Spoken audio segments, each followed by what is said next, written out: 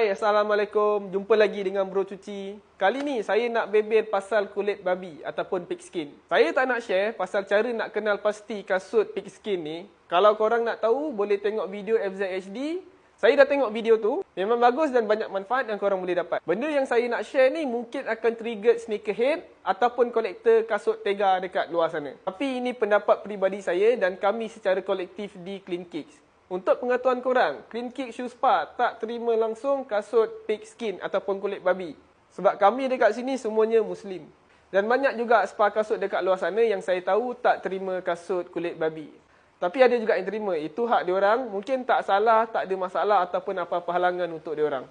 Memang betul kalau ada yang cakap nak elak bersentuhan dengan kasut kulit babi ni boleh pakai glove. Sekarang nak sertu pun senang, ada jual sabun khas.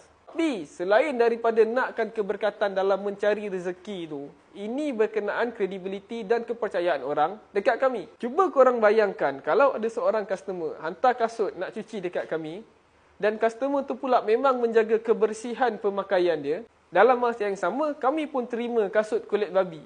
Dah bercampur, bersentuhan kasut tersebut dalam jagaan kami. Customer tu memang tak salah sebab dia tak tahu. Tapi dah jadi tanggungan kami. Dan memang ada spa kasut dekat luar sana yang gunakan berus bulu babi untuk cuci kasut. Sebab kononnya hasil dia lebih berkualiti dan lagi kek.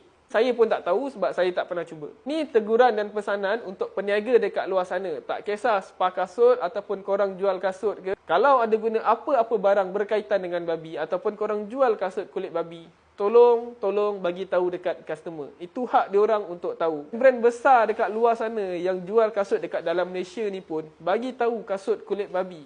Siap wrap kasut dalam plastik, letak tagging, this product contains pig skin. Jadi apa masalah kau tak nak bagi tahu orang? Sibuk sangat nak kejar duit sampai lupa halal haram?